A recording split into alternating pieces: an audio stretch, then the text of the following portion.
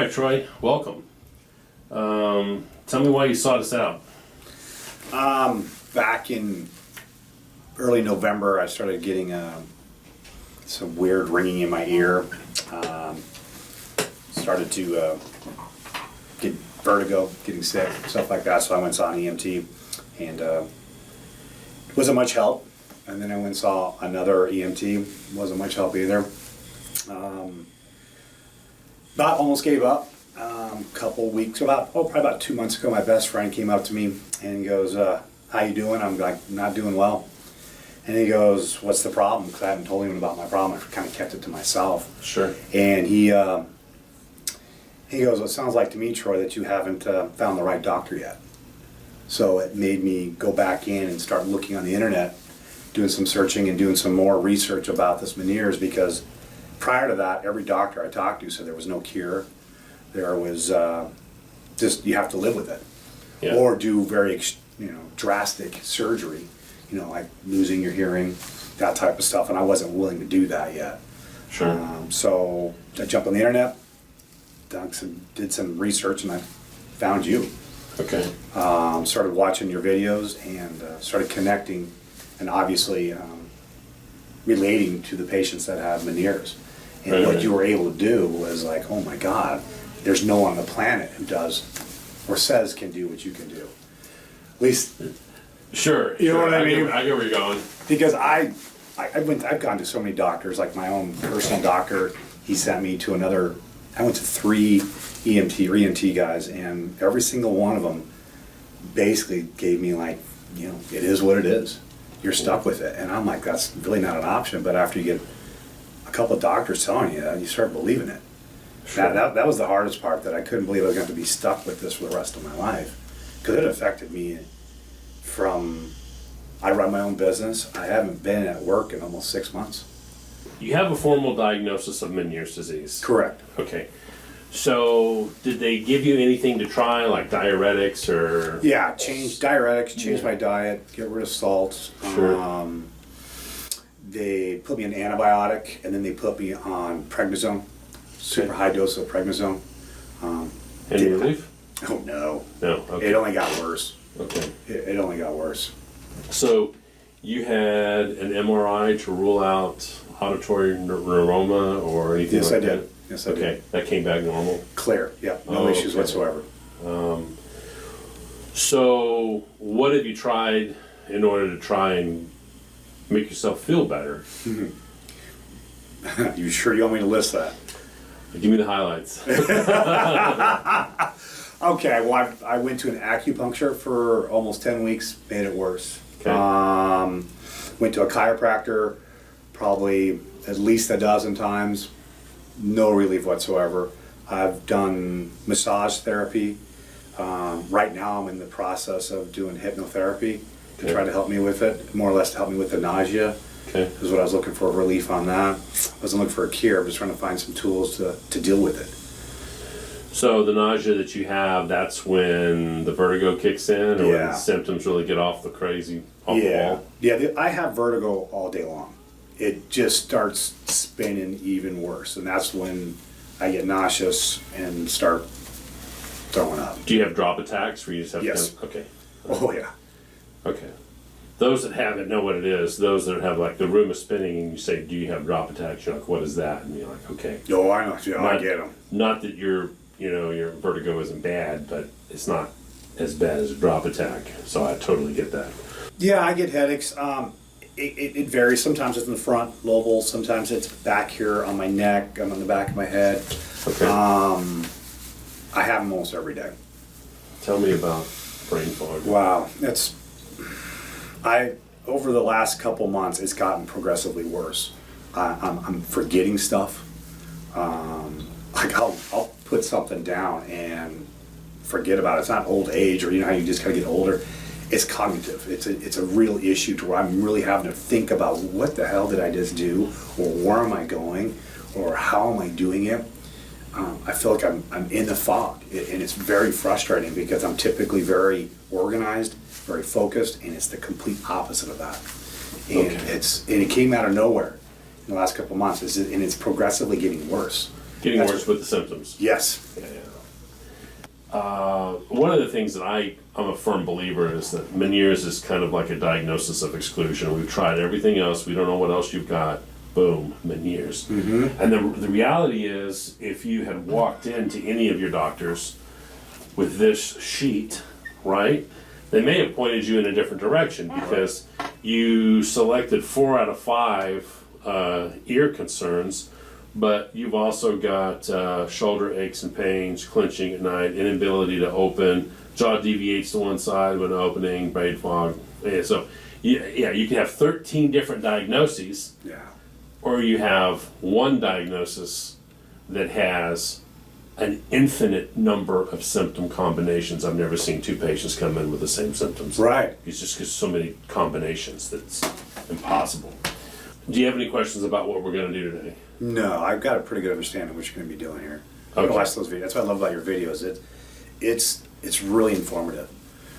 Specifically for me and Meniere's, I really connected to each one of those people who were being videotaped. I was like, yeah, I have that. Yeah, I have that. And some of these people, like you mentioned, years. I can't even imagine going through years of this stuff. I really couldn't. I'm a person. If I got a problem, I'm going to solve it. I don't care what it takes, how long it takes. And sometimes, as I mentioned earlier, I need a little push every once in a while. And thank God my best friend came to me, because I'll tell you what, I was in a bad spot. Yeah. I was in a bad spot. And I've never been like that in my entire life. Yeah, well, there's not a lot of hope when your whole life has been turned upside down and you've been told that there's nothing we can do for you. You just have to ride it out. And so, there's a lot of doctors who will believe only what they were taught in medical school or dental school, and there's no room to grow. Right. And so that's one of the reasons why you see so many different diagnoses being treated. Like, I didn't diagnose you with Meniere's, right? Yeah. So people come in, and regardless of what the diagnosis is, let's check the bite, and then you have a choice to make. Do I want to fix my bite or not? Right.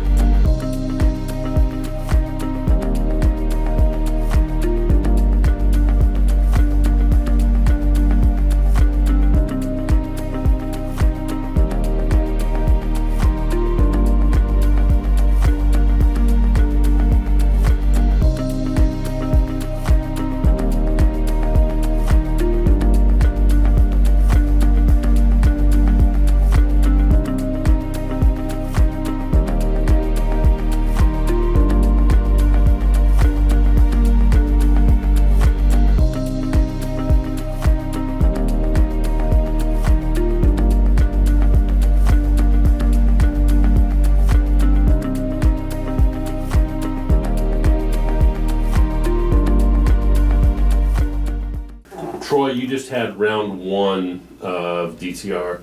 I want to ask you a couple of questions. When you bring your teeth together, does it feel even all the way around? It does. It does, okay. When you bring your teeth together, does it feel like they touch at the same time? It does. Okay. When you bring your teeth together and clench, does the bite feel as clenchable as it was when you came in, or you cannot recruit that amount of muscle? It feels like an even bite. It just, everything flows better. Where before, it seems like I was working a little bit harder to create that bite, where this Sure. is just, it's just smoother. It's like it's meant to be. Yeah, okay. It fits. It fits. Okay. Anything else you notice as far as... I do. This sounds weird, but it's like, I feel like a little bit of a release, or just relaxed feeling, I guess. It feels natural. I mean, that's the word I keep coming back to describe. It's like a natural feeling, where before, I remember when I had this done, I'll be honest with you, it never felt right. Just never did. But I just went with it. So the second that I left her, I felt great. I mean, it was awesome. Caught on the plane. So I got on one of those little twin prop planes. You know how they go up and down every which way? Sure. If I had not had this treatment done, I would have been living in that toilet. Yeah. Because it was terrible. So I'm just waiting for it to happen, and nothing happened. Land, felt great. Get home, felt awesome. I don't know if I can say this or not, but had sex with my wife without throwing up, which was awesome. I'm sure she appreciates that. Totally. Oh, I appreciate it too. And then about 1:20 in the morning, that next morning I had probably one of the worst Meniere's attacks of my life. And I think you and I talked about that. You know, it may take a day or two for your body to adjust to it, and it did. It was about 18 hours it lasted. Probably one of the worst ones I ever had. And then woke up the next morning and I felt great ever since. So I've got a little bit of dizziness every once in a while. Most of my tinnitus, it's crazy, it's gone. Okay. It's barely there. The roaring's completely gone. The high-pitched whistling that would just drive you nuts, you can't really hardly ever hear it unless you're in a quiet room. Sure. It's just a dramatic flip around, like a 180. Sure. So I feel like I'm about 80% what I used to be. And there's still just some tiny little things in there, but as you and I discussed, I think it's just going to take time for my body to get where it needs to get to.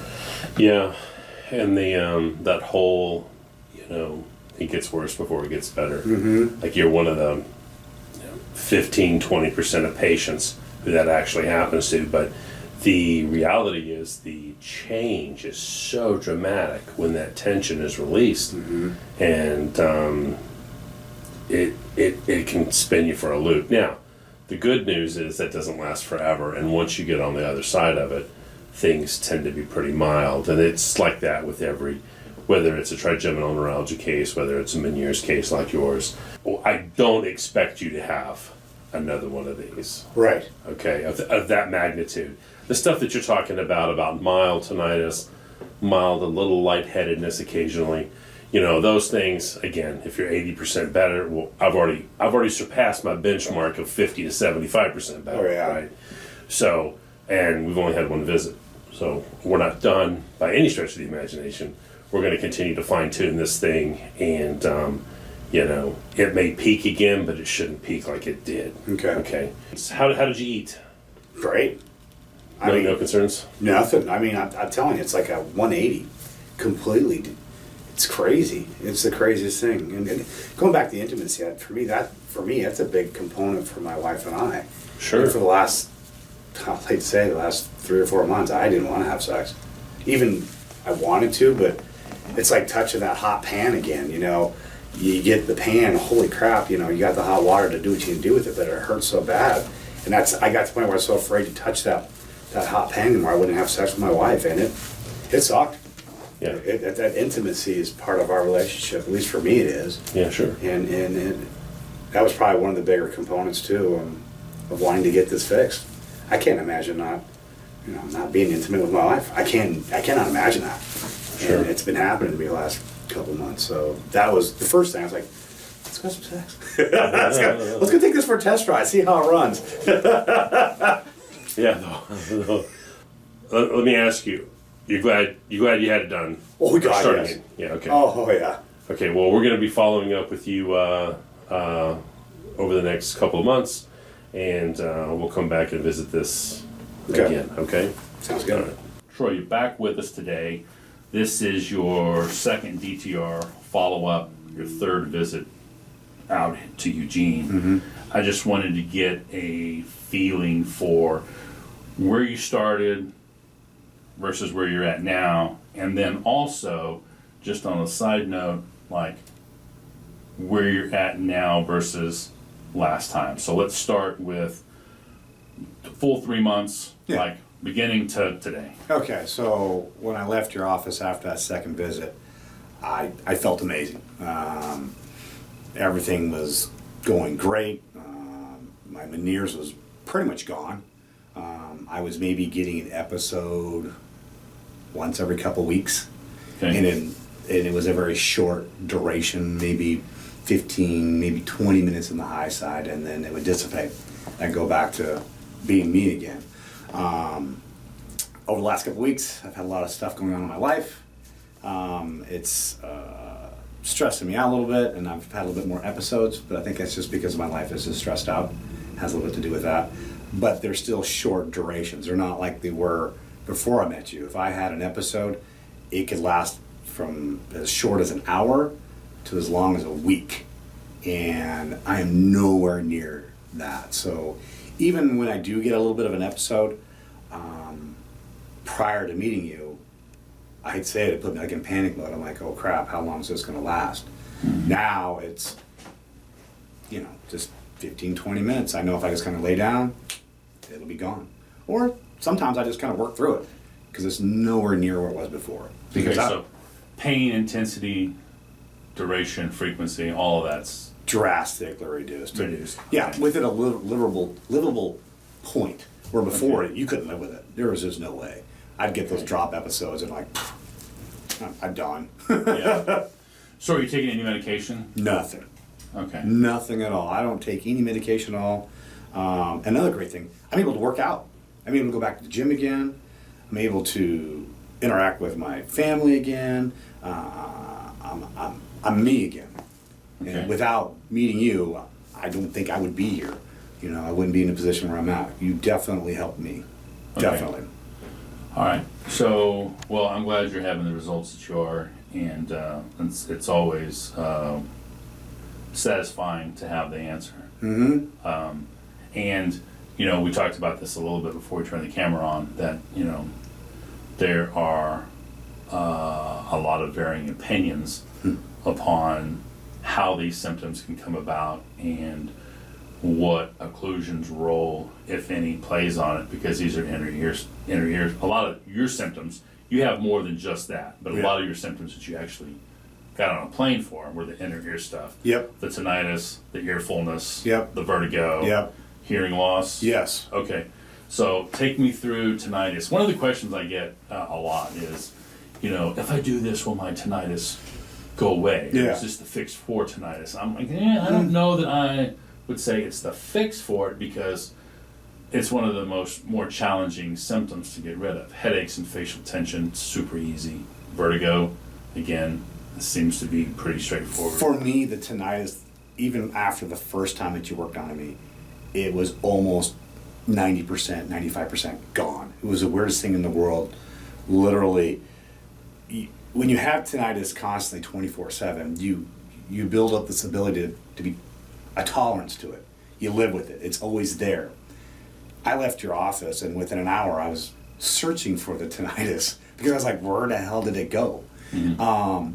I get it every once in a while, but it is so minute compared to what it was before. Because before, I would get the roaring in my ear, I'd get the high-pitched whistling, I'd get this low-pitched weird growl sound on me. I mean, I had 3 things going on in my ear. Then you throw the fullness, all of that, and was going on in my life. And then once I had that first session with you, almost all of it was gone. Is my tinnitus 100% gone? No. I mean, if you turn the lights off and there's no sound in here, there's a tiny, tiny little sound in my ear. That's common. Yeah, that's common. That's about it. So I would say most of my tinnitus is gone. Every once in a while, it pops back up. And I think that has to go back to what you and I have talked about where I'm at in my life. A lot of stress going on with it. And I think that might have a little bit to it. But in general, my tinnitus is pretty much gone. So, And going back to what we were talking about earlier, I truly don't believe Meniere's is a disease. I think it's a symptom of what was going on with my teeth and my bite. I think that's exactly where it's coming from. And I truly believe there's doctors out there who, I don't know if it's a lack of education or a fear of change, who are not taking care of us as patients. You are. You are doing an amazing job. well, I'm doing what I can. No, But- you gave me hope that I'd never had hope before. I had so many doctors tell me, you're stuck with it, live with it. It is what it is. And that's not right. It's not right from top to bottom. if there is a cure or a way to lessen the symptoms and people are not taking advantage of that or not going down that road, that's not fair to us patients. Yeah. That is not fair to us patients. Yeah, I agree. Because we're stuck with that. Because Meniere's is brutal. I would not wish this on anyone. There is no way I'd wish this on anyone because it destroys your life. And it was destroying mine. And if it wasn't for you, I'm telling you this, if it wasn't for you, I don't know where I'd be, brother. And I appreciate that from the bottom of my heart. I appreciate that. I'm glad you're having the results you are. And, you know, it's humbling when a patient walks in and they're like, because, I mean, you told me that after I had treated you the first time. When you start with that in the first time, before I do any treatment, that's a tough pill to swallow as a provider. Like, what's this cat going to do if I don't get him the relief that he wants? I've never put that pressure on you. And that, I never told my wife that. Yeah.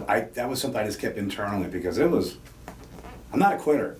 I'm the farthest thing from a quitter, but when you have so many people, so many doctors telling me there is no cure, you're going to have to live with this, and you're living with something that you can't live with. It's not living. Yeah. It's existing. Yeah. That's a whole different beast. The second that you did that adjustment on my teeth, it was like, holy crap, that's how my jaw should feel. It felt normal, but all that dental work that was done 10, 12 years ago, my body was able to adjust to it. Sure. But during that whole time, it never felt right. But I had to say it, I didn't know it didn't feel right until you adjusted and like, oh my God, this is the way it's supposed to feel. This is the way it's supposed to be. That was another thing that just blew me away. What you did, it changed everything with me. Everything. My life, how I was living, how I feel. I'm hard words trying to describe, but it was just like someone opened a door and turned the lights on in the living room. I could see what the heck was going on, and it's all right there. Yeah. That doesn't lie. The numbers don't lie. None of that. Yeah. None of that lies. And you have it, and it's so frustrating that so many doctors or so many dentists choose not to use that. And like I said, I think it's malpractice, in my opinion. I really do. Well, you've got, in Denver, you've got a small handful of docs who do have it, who've had training for it, What? have never got certified. I'll beat on their door and talk to them. Well, maybe they'll listen to you because they don't listen to me. I have a good way of persuading people. So, nah, man. So you'd say all in all, Oh, glad you had this done. are you kidding me? It's worth every dime, every penny I've spent. It brought me back to me. Because without you, I wouldn't be where I'm at right now, brother. I wouldn't be. It's as simple as that. That's the reality of it.